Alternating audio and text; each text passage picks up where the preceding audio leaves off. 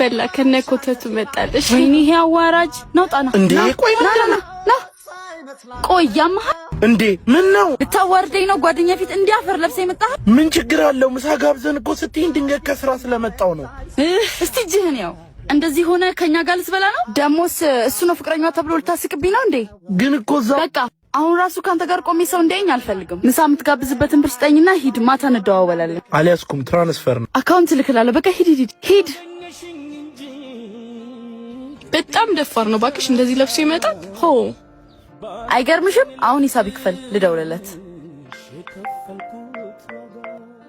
ስማ አካውንት ልኬላለሁ፣ ብሩን አስገባና ስክሪንሾት አድርገህ ላክ። የለኝም። ምንም ብር አልያዝንም እኮ። እንዴት ነው የለኝም የምትለኝ? ለምስኪኗ እናቴ ለቤት ያስቤዛ እየገዛው ነው። አንቺ ግን በጊዜ እንድነቃ አረግሽ። እንዴ ተጠቅመናል እኮ ምን እንክፈል ታዲያ? አብረሹ ለመብላት የተጠየፍሽው እጅ ሰርቶ ያመጣውንም ገንዘብ መጠየፍ አለብሽ። ቻው። ወይኔ ጉዴ ዘጋው። ወይኔ ወይ እናቴ ልጅ ለአባቶች አስገባ ያልኩን ገንዘብ አስገባልኝ። አዎ አስገብቻለሁ። አራተኛው የአብይ ጾም ሳምንት መጻጉዕ ይባላል። ጌታችን በቤተ ሳይዳ ህሙማንን የፈወሰበት ነው። ያጅል ጋር ደውዬ ልቀበለውና ፈታን በል። እሺ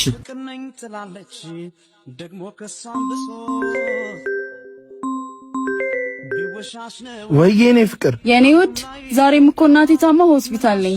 ብር በጣም ያስፈልገኛል። አዎ ግን ትንሽ እኔም የተጨናነኩበት ወቅት ነበር። ለዚህ ቀናት ሆነኝም እስከዚህ ድረስ ነው ፍቅር። እሺ በቃ ከየትም ብዬ እፈልጋለሁ። እሺ እኔ አባት ቶሎ በል እሺ።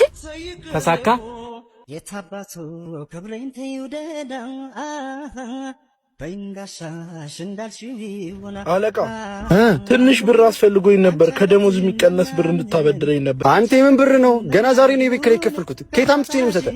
አርፈህ ስራህን ስራ። የታባቱ ክብሬን ተይውደዳ ጋሼ ልሸከመው ትችላለህ? ወደ ላይ ነኝ እኔ። ችግር የለውም።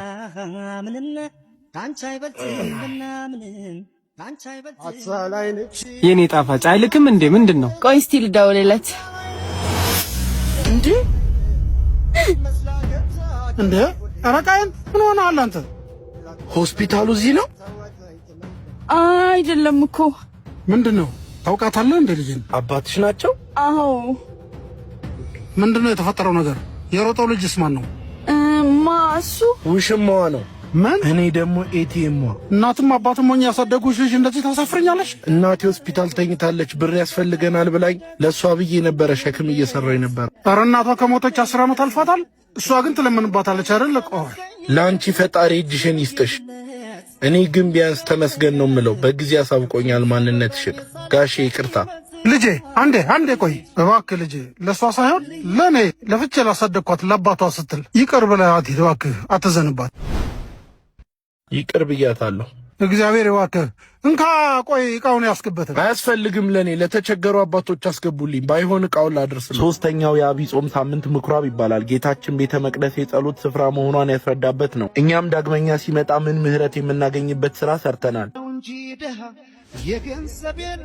የኔ ፍቅር ብር ረሳው። በእናትሽ ትከፊና በኋላ ልስጥሽ። ዋት ኦ ማይ ጋድ! ይሄንን መክፈልሳችን ነው እሷ ላይ ተንጠለጠለ። አይገርምሽም? ደፋር። እኔ ደግሞ ደህና ሰው አገኘው ብዬ አጋጣሚ እኮ ነው። ምን ችግር አለው? ኧረ አትንካኝ በእናትህ። እንኳንም በጊዜ አወኩ። ካንተ ጋር እድሜን አቃጥል ነበር። ምኑ ጋር ነው ያመጣሽኝ? አንድ ምሳ መክፈል የማይችል የኔ ባል ቢሆን እንዴት እንደሚያንቀባረኝ። ወንድ ልጅ እንደዚህ ከሚሆን ቆሜ ብቀር ይሻለኛል። እኛን ያግባባን ፍቅር ነው፣ እናንተን ደግሞ ብር ነው። ጥቅስ ጥብስ አይሆንም። እሺ ነይ ተነሽ እንሂድ።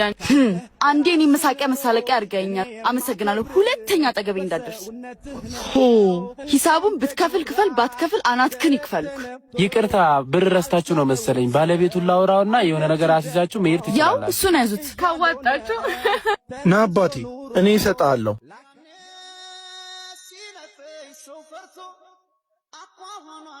እንዴ እኔ ፍቅር አውቀ ነው እንዴ? ለምን መጣሽ? ቦርሳ ላናግርህ። ልቀቂኝ አንቺ። ስላንቺ ብዙ ነገር ሰምቼ ውሸት ነው ብዬ ነበር። ለፈተና ነበር። እንኳንም አወቅኩሽ። ይቅርታ የኔ ፍቅር። ይቅርልሻለሁ፣ ግን አብረን መቀጠል አንችልም።